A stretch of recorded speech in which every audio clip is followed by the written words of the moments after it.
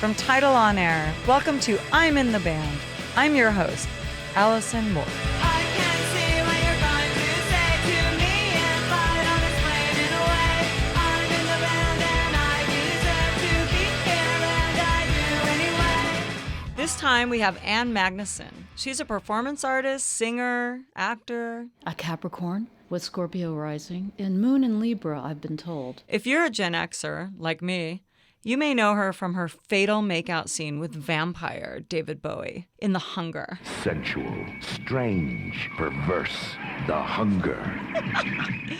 Or for her abstract psychedelic band Bongwater.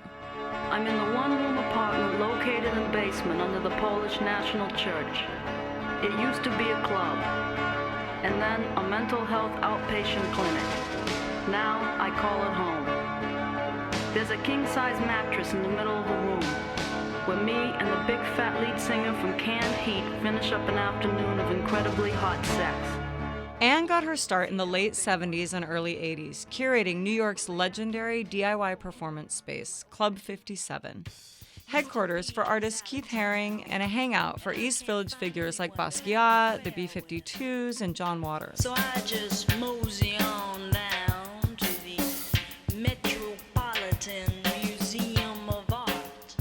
Club 57 was short-lived, though, fizzling out in the wake of the AIDS epidemic, heroin, and MTV. But for Ann, that was just the start of a long career in music, TV, and film. Today, she's doing something a little different.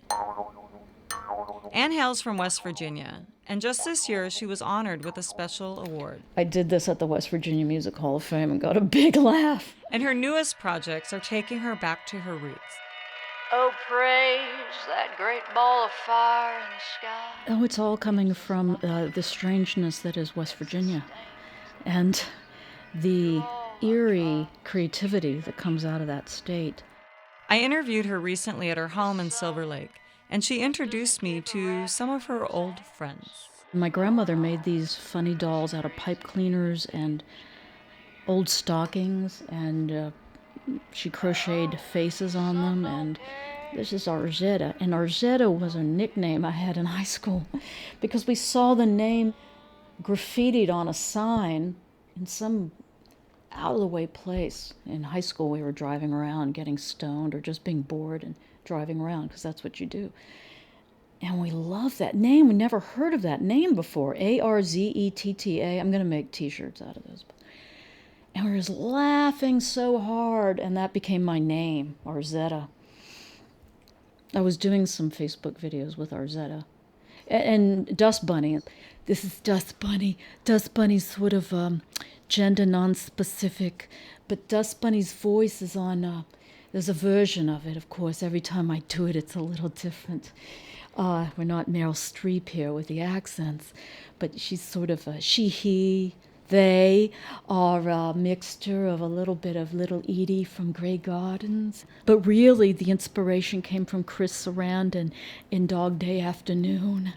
Listen to you, Sonny. Listen to you, uppers, downers, screamers. So Dust Bunny's voice is the one I use in the track Bromance Nightmare on Dream Girl, because that was a dream I had about a bromance nightmare that we're living in Hollywood. Because one time, can I tell him? Yeah, you can go ahead and tell him. Okay, Ann had to go on an audition for Pineapple Express. It's sort of way before the bro thing had really taken off. And it was to play a cop, a lady cop. She was like, eye rolling again, Jesus Christ. Went in there, and the director was like some 23-year-old or something, and the stars were there for the audition, and they must have been the guys. I mean, do you remember, Ann? No, I don't really. I mean, I didn't know who those names were because I stopped paying attention. Yeah, well, I think it was the Franco and the Rogan, maybe. It was probably the Frank. I don't know who. Anyway, they were obnoxious. Yeah, and that's sort of what's happened to American cinema. But then the bro movies became so big, you know, and then so she had a dream called Bromance Nightmare, and I ended up being the narrator of it. Anyway, I think you're talking too much, Dustbin. Yeah, I know. We should let Arzetta say something. Well, hey there. I'm Arzetta, and, you know, I kind of like the way Ann is holding these dolls up to the microphone. Like they're really talking. Because we are, you know that, we really are. But anyway, the point is, we were making these videos out in the back and sometimes reading the newspaper after the orange one won, yeah. And anyway, we're just trying to talk some sense or trying to keep people from freaking out too much because, you know, Ann grew up in a part of the country that was, well, they just made do with some pretty corrupt government situations. And they went, that's when they would get in the car and blast David Bowie on the cassette player and try to find some pot or something. And a lot of times they didn't. It didn't matter because they were high on life. And that's what we say in that song, The Sun Don't Care, that I guess I'm one of the ones singing. I don't know if I am or not. But you gotta shine. You just gotta keep shining on because the sun don't care what's going on down here. It's just gonna keep burning and burning and burning, and one day it's gonna get real big and just gonna burn everybody to crispy critters if we don't do it first. Oh, the sun don't care who is president. No, the sun don't care who is president. Oh, the sun don't care who is president. It just shines, shines on. Oh, the sun don't care who is president. So you have a new song coming out, and you also have these beautiful dolls that your grandmother made right in front of us. And is there a relationship between the things, and where is it all coming from? So the new single, The Sun Don't Care, is very down home, and I did it just with me and Joe Berardi, who's a percussionist, drummer, and multi-instrumentalist, very talented guy, playing this out-of-tune auto harp that he had. And trying to find the key was a little tricky because the auto harp is out of tune, which I love, because I grew up hearing so many of these kinds of older women singing to out of tune instruments, and I find it very, very charming. And then I played some the mouth harp. Let's see if I can give you some now. So we did pretty much the thing in one take, and we were going to, you know, then comp things with multiple takes. I'm like, you know what, that first one is, you can't really beat that. I'm searching for words and just letting things happen very spontaneously and organically, the way those preachers talk on the radio. And I love listening to them, even though, you know, the politics are not mine, generally speaking, at all, but their wordsmithing is so unique, and the cadence and the musicality of their voices. So we were listening to it, and this preacher was going on about the out-of-controlism in the home. The out-of-controlism in the home. So we're always quoting, the out-of-controlism in the home. A semi-nude love goddess with an hourglass figure approaches and lifts me by an elbow out into a long corridor past several bathrooms, which are all being used as personal bidets. With a sensual shove, she pushes me into a large room at the end of the hall. Now this is what they call the famous game room. Well, I was interested in sort of your journey from West Virginia to New York also. I was born in Memphis in 1969, and my mother wasn't from Tennessee, but my father was and is. But her whole goal was to get us out of the South, because she just was like, I'm not raising my kids in the South. And so I really grew up in Washington State, but I spent every summer in Tennessee after my parents divorced when I was like 6 or 7. Well, that's a real back and forth, culturally speaking. Yeah, it was like culture shock back and forth. And sometimes I just remember this feeling of feeling stuck sometimes because my dad moved back to a very small town. Yes. Oh, yes. And I wondered if you had that feeling. Oh, yeah, I did. You've got your hormones raging and you're on fire and you want to get out there and make your mark. And I had a lot of wanderlust and I wanted to travel. And I was brought up watching all these great shows on television and a lot of travel logs and documentaries. And I wanted to see the world. And also I've been exposed to the outside world mostly through television and all these TV shows. I wanted to go where the New York Dolls were and what David Bowie was up to and then punk rock. And it was like, oh, I got to get out of here. I've got to get to CBGB's. Try it, won't pick it up. Take them lights away. Try it, won't pick it up. Don't take your life away. Try it, won't pick it up. Don't try to take my night away. And please don't you ask me if I love you. If you were ready to defy authority, the New York Dolls were your band. And you had to go where they were, even if they had broken up. I would see Jerry Nolan, Johnny Thunders separately, walking the streets of the East Village. I saw Patti Smith. I'm like, oh my God, these are my heroes. And they walk among us. Some stumble among us, but they walk among us, which, gives one, like, this stuff isn't in 2 dimensions anymore. It's not. I'm not just poring over the pages of Rock Scene and Circus magazine. I'm seeing real people who are doing these things, and they're initiating, they're creating, they're making their dreams come true, and just started doing my own thing. So how did you find out about this culture? Because, we're talking to people now who are fully plugged into everything, right? Yeah. And so it was different back then. How did you find out? Well, through your friends and magazines and the Midnight Special, Don Kirshner's rock concert. I'm sure people my age are all guffawing right now. And After Dark magazine, that was a magazine from New York that was mostly catered to dance, but gay culture and cabaret.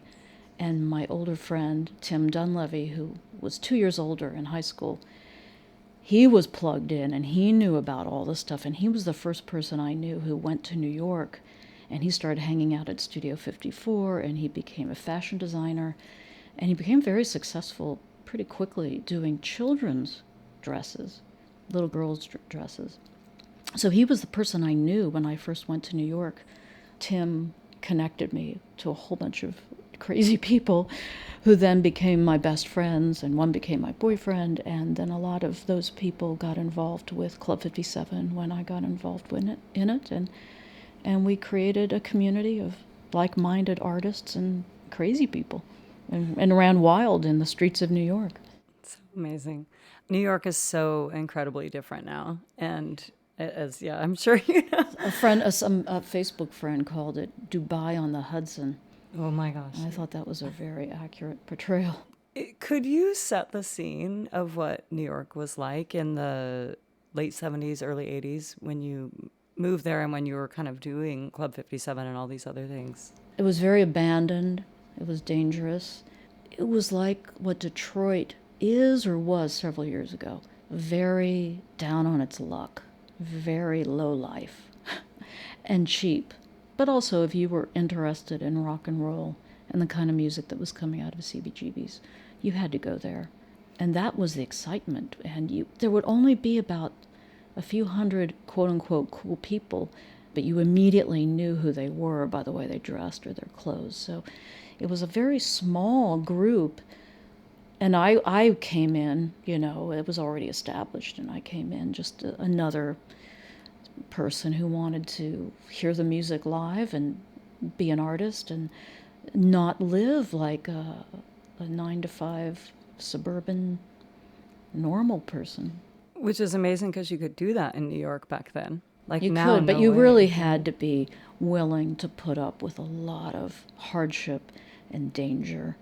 And I think when you're young, you're just ignorant, but people were getting robbed and stabbed and raped, and it was a rough time in that part of town. Let's just put it this way. I would not have let any daughter of mine live where I lived. No way. Were you in the East Village or where? Yeah, I was first on 10th Street and then on Avenue A. I guess along those lines, I was thinking, I saw the film Sleepwalk by Sarah Yes, Driver. yes, that's a really, I was going to bring that up because it's an excellent portrayal of what the city was like back then. I was so surprised. I know Suzanne Flesher, who was in the film as well, and I asked her afterwards, I said, well, how did you clear the streets to get some of those outdoor shots in New York? And she just laughed and she said, no, that's what it was like back then. Yes, it was very abandoned.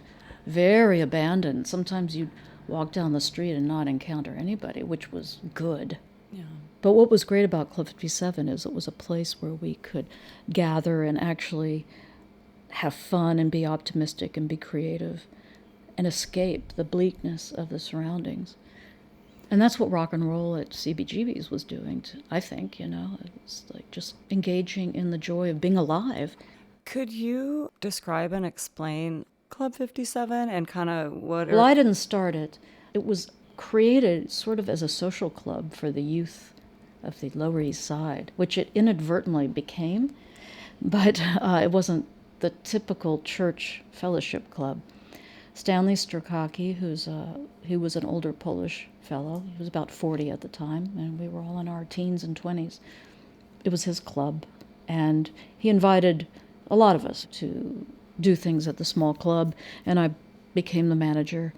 All of us made up theme parties and dance parties and performance art installation weirdnesses, and it just grew exponentially through all the friends we had, and then they brought in friends and they brought in friends, and it became quite the happening place. I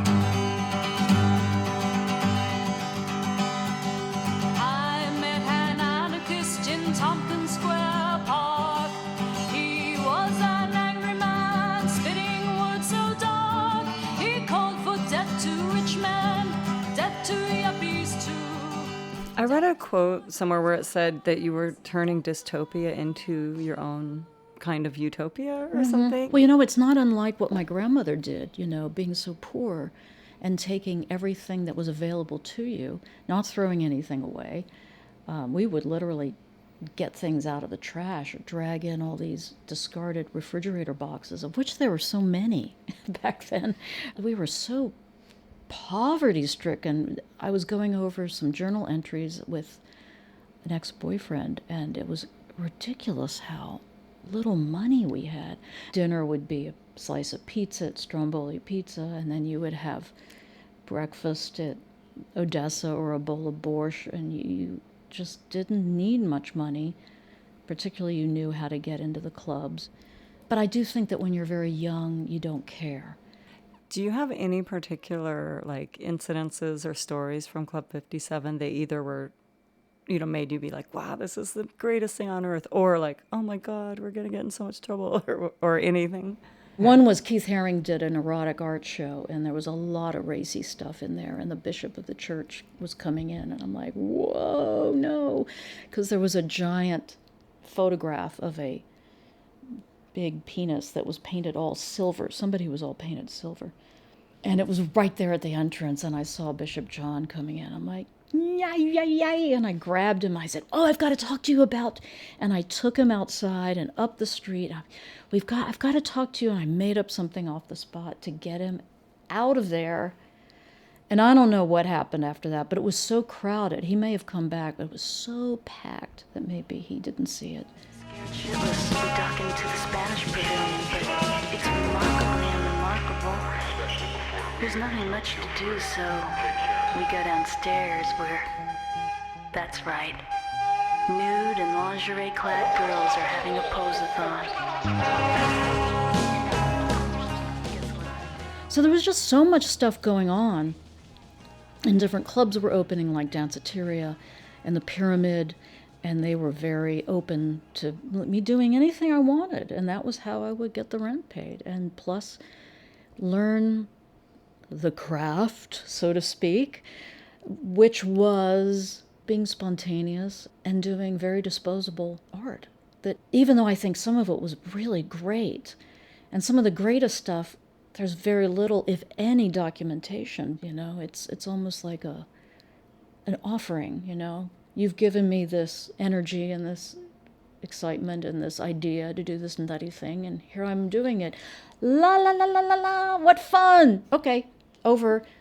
Tomorrow, let's make up something else.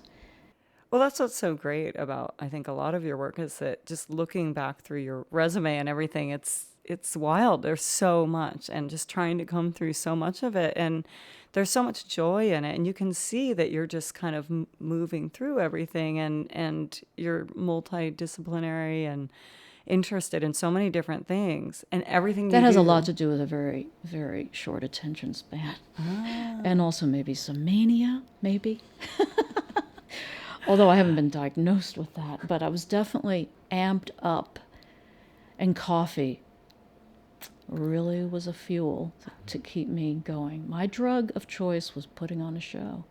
And I think that I was blessed in that it was a very benign drug. I saw some of the made-for-TV clips, and I think that's one of my favorite things. Today's story comes to us from Mrs. Dan Walsh, a wife and homemaker from Battle Creek, Michigan. I mean, I had always believed that if I'd only had the opportunity, I could really act. Well, that's what most of us girls are doing half the time anyway, is acting. It's like that kind of like the channel changing and the all the different characters that you created and acted out, and the kind of the parodies of different things that are on TV, maybe late night TV. Can you talk a little bit about like the concept behind all of that? Or Well, I think that came out of, that was sort of an exorcism of television, because I grew up watching it from the minute I was born, 1956, and my parents loved it, and they loved all the shows, and particularly if you live in West Virginia and it's hard to get out. But having your head full of just a constant stimulation, the different ways you could express yourself, and the different identities that you could take on. And certainly the appeal of being an actor is that you can play many parts. And I thought, well, I think I'll have a go at that. And I'm actually talking to somebody right now about trying to do Made for TV 2, Old Lady, riffs on older women and portrayal in the media and just in general. I see that there's so much imagination in your work, and hard work as well, and that you had to have had a certain amount of like self-discipline and ambition to go as far as you have and to do as many things as you have. Because I imagine there are plenty of other people who are kind of just hanging out, or like you said, kind of succumbing to other things. Yeah, I've gotten grief for that, and woe be to the person who decides they want to maybe get out of the East Village. Or They make a don't want- career out Yeah, of it. just, well, now it's preposterous. It's a joke. It's the idea that anybody would not want to take opportunities that would allow them to maybe live in a better apartment or build a body of work as an artist, whatever the medium might be. That seems, it's pretty insane. Forcing other people to adhere to your ideology, that's fascism any way you cut it, So I'm again it. I'm again it, but it's hard. It's hard when people don't like you if you become successful. So I would back off, A lot of times I backed off of it, but also because once I got close to the fame flame, it was like, ooh, I don't know about this. I like being under the radar. I really do. However, that doesn't help you get a lot of work in the acting profession. But there was a sort of an old punk rock mentality that if you weren't doing heroin, you weren't cool. It's like, damn, I'm really glad that stuff made me sick. Now, there were a lot of things I turned down back when I had a little window of an opportunity to be a little more, how shall we say, commercial, because I didn't think it was cool. And now I think back on it, I'm like, Jesus, that was so dumb. But maybe some of it was better to not do. But there was things like they wanted me to pick either part in The Accused, that movie, The Accused. Now, I might have had to have auditioned for it, but there was this little window of opportunity where I could have done stuff just like, bang, they would have offered it to me. And I was too fucking punk rock. And so Susan Seidelman doing Desperately Seeking Susan, was that a big break for a lot of people? Or was it just kind of... I think it was a bigger break for Madonna. I think everybody else, it was just another thing you did.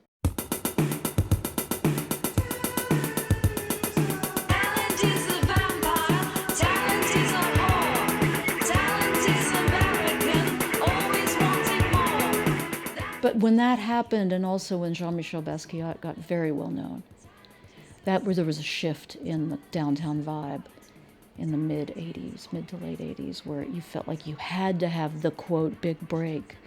MTV really poisoned the waters as well, and they co-opted and commodified a lot of the things that were cool and hip from downtown and turned it into a product. So it was important for some people to be products. I didn't like that, and I didn't want to be a product, so I kind of sabotaged myself, kind of, on quite a few occasions. Well, it's so amazing to hear about your history with performance and all this kind of stuff, but you also just have one of the most incredible voices I've ever heard.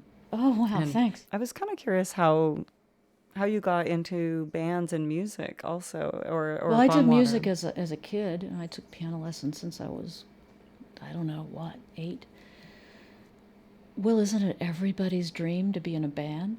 I was in a lot of one-night-only bands at Club 57, and that's where Vulcan Death Grip had our first gig.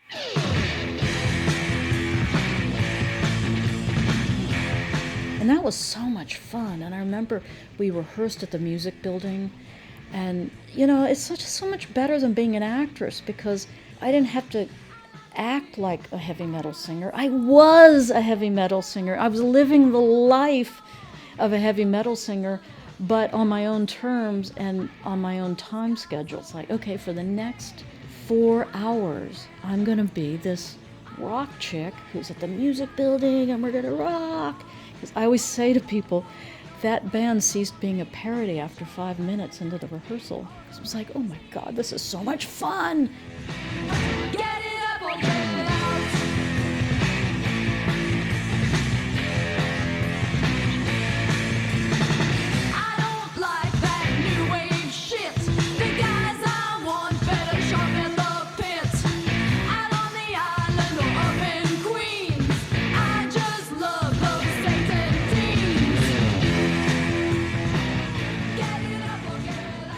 Very few actresses get that.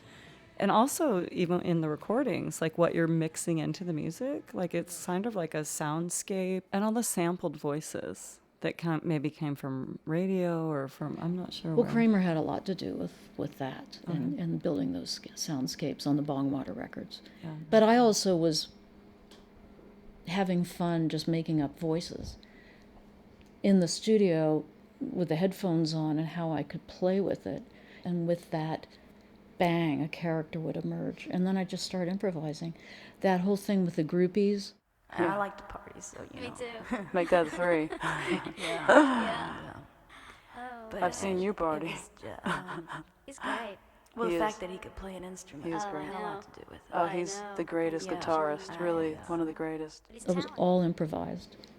Only like one take for all 3 of them. So one would talk, and then the other one would talk, and then I would throw in the third one.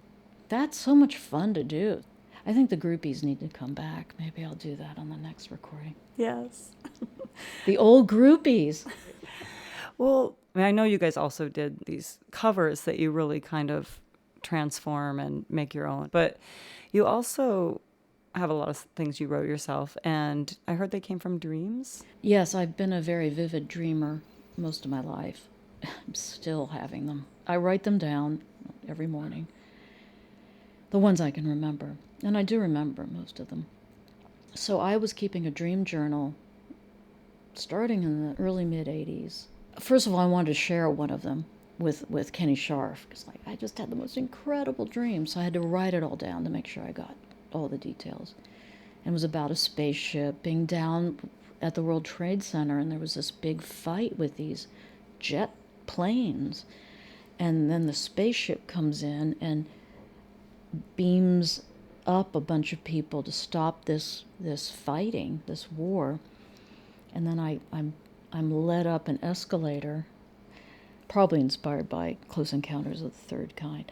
And then I'm in a cafeteria taking food trays, and I said to myself, oh, this is what Jesus said after he raised the little girl from the dead. He said, get her something to eat. That's what's happening here. And then I just started writing them down every morning because I thought, this is a good writing exercise, and I want to keep the writing skills honed. Do you think the exercise of keeping a dream journal actually helps you remember more of them? It might. Sometimes I've even dreamed of writing down the dreams as they're happening. I think I just have that messed up brain. I don't think it's messed up in particular. I know other people who have vivid dreams. It could be from trauma, but I don't know what it is. I think it's kind of important to write all these things down. Plus, they're just some of them are so wacky and so hilarious. I've got so much material to work with. Yeah, it's really cool. It seems like you're kind of doing this full circle thing, like you're coming back to... Yes. And I have to say, getting inducted into the West Virginia Music Hall of Fame earlier this year was my greatest achievement. I still don't feel like I've achieved enough to warrant it, but I'll take it. And the greatest thing is Patti Smith was there accepting for Fred Sonic Smith, who was born in West Virginia, as well as Hazel Adkins and Michael W. Smith, who's a Christian gospel singer. And he and I had a great talk, and I don't feel like what I'm doing is that different. It was just a really, really magical moment, and there were some other West Virginians who now live in Nashville who were there to play with the band, and one of them was Charlie McCoy, who's the most famous harmonica player in the world, who's played on every single record ever made. Look him up, and you can't believe. And when he was coming on the stage after I did my sound check, and he gave me a thumbs up, and I just broke into tears, and I gave him a hug, and I said, this makes it all worthwhile. Well, Ann Magnuson, I'm so glad that you're still creating and doing so many amazing things. I'm glad that of all the stuff that you do, and I love being able to watch things like Made for TV and listen to your music. Thank you. I appreciate it. It really means a lot. Lightning never strikes anymore, but I can't make it rain because it would only lightning again. I'm in the Band is produced by me, Allison Wolf. And me, Jonathan Shiflett. You can hear all of our episodes on Tidal On Air and follow us at I'm in the Band Podcast. Oh,